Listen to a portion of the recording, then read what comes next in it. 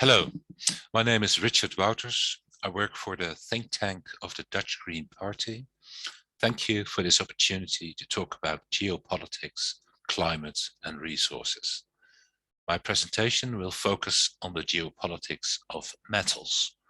How can Europe obtain the metals it needs for its energy transition in a responsible way? That question is part of a project I'm doing for the Green European Foundation in cooperation with several partners, including Strefa Zieleni. I will start my presentation now.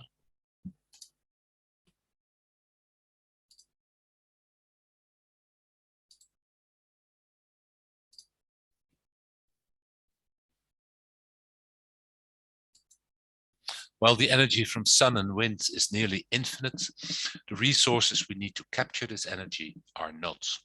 Solar panels, wind turbines, batteries all require metals. A renewable energy system requires far more metals than a fossil one. So the more energy we harvest from the skies above our heads, the deeper we will have to dig for the metals beneath our feet. In global politics, fossil fuels will become less important. They have to stay in the ground. In contrast, metals will become vital strategic assets. The climate emergency leaves us no choice but to make a swift transition from fossil fuels to renewable energies. This translates into a rapidly growing demand for scarce metals. According to the European Commission, the European Union will need up to 60 times more lithium and 15 times more cobalt in 2050 than it consumes today for electric car batteries and energy storage alone. We will also need more rare earths, such as neodymium. The growth of renewable energy confronts us with different types of scarcity. Today, I will focus on geopolitical scarcity. The EU gets most of its metals from imports. Some metals are mined in just a few countries. If those countries are badly governed or apply trade restrictions, security of supply is at risk. The Democratic Republic of Congo, for instance, is the main supplier of cobalt. It is a country with many conflicts and many abuses in the mining sector, including child labor. The EU gets 98% of its rare earths from China, which has already restricted the export of rare earths in the past.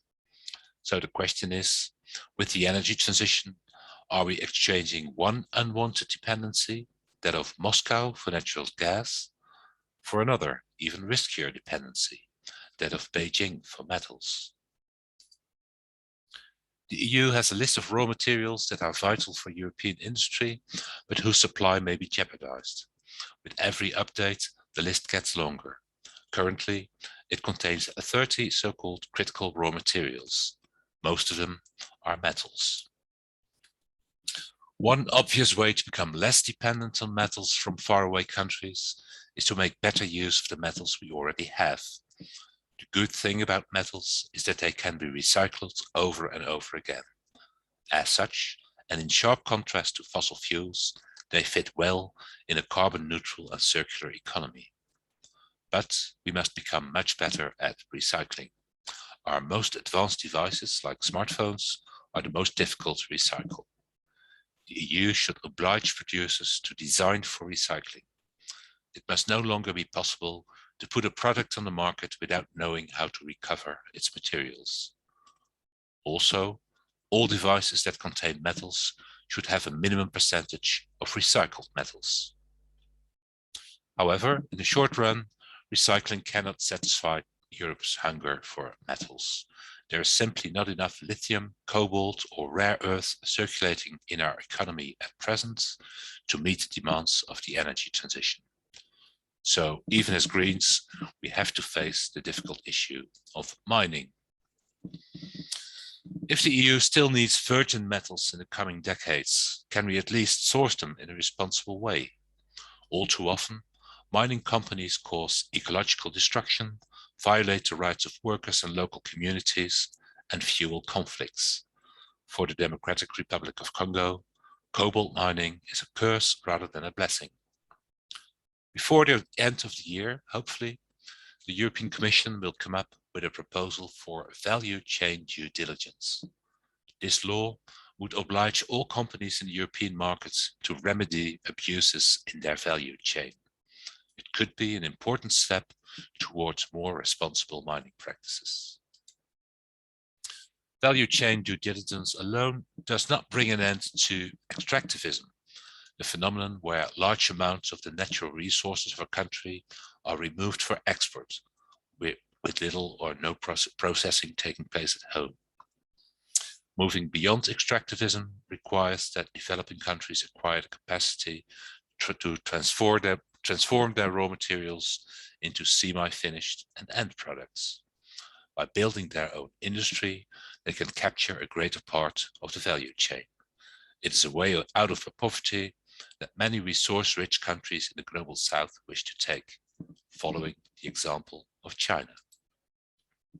China, however, has not just moved up the value chain. It has established a near monopoly on rare earths. It has done so by manipulating supply and prices and by pushing foreign mines out of competition.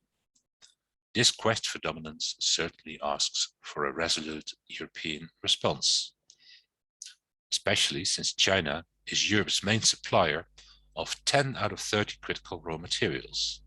This gives China too much power over us. China's quest for economic dominance is intertwined with its political aspiration to become a leading global power. Its autocratic regime makes China a systemic rival to the EU. A Europe that wants to gain strategic autonomy in order to promote democracy and human rights should reduce its dependence on China. To diversify the sourcing of scarce metals, the EU needs to strengthen its ties with supplier countries outside China. This includes assisting those developing countries that wish to add more value to their metal ores. This can loosen China's grip on supply chains. But value addition in developing countries may eventually mean that they compete with European industries for the same resources. Will they remain willing to sell their refined metals to us once they make their own electric vehicles? In other words, can Europe's industry rely on imported metals? Or should we look under our own feet instead? Stepping up metal mining within its borders would increase Europe's security of supply. Still, metal mining comes at a price. Open pit mining in particular affects biodiversity. Toxic mining waste may pose a threat to drinking water resources. This is a price many Europeans are unwilling to pay. One way to minimize the damage is to first look at the mines we already have. In current mining operations, too many valuable minerals end up as waste. Sweden is giving a good example. It is planning to recover rare earths from the waste of its iron mines. The tailings from closed mines can also represent a source of scarce metals. Recovering those leftover metals should go hand in hand with the ecological rehabilitation of old mining sites. And what about new mining projects in Europe? I think they will only get off the ground if we set high standards. These include gaining and maintaining the support of local communities. Natura 2000, the EU's network of nature protection areas, should be a no-go zone for new mining projects, and mining operations should be as clean as possible. How much mining do we need? Perhaps less than the European Commission predicts if we apply broader circular thinking. The circular economy is not just about recycling. The most effective circular strategies are refuse, rethink, reduce. This involves questioning our current lifestyles. For instance, should we replace every fossil fuel car with an electric one, or is it better to share vehicles? We could make do with far fewer cars if we shifted to bikes, public transport, and shared e-cars. Such a rethink of mobility could save a huge amount of scarce metals. If one e-car were enough to replace 5 fossil fuel cars, the EU would only need half as much lithium and cobalt as is currently projected.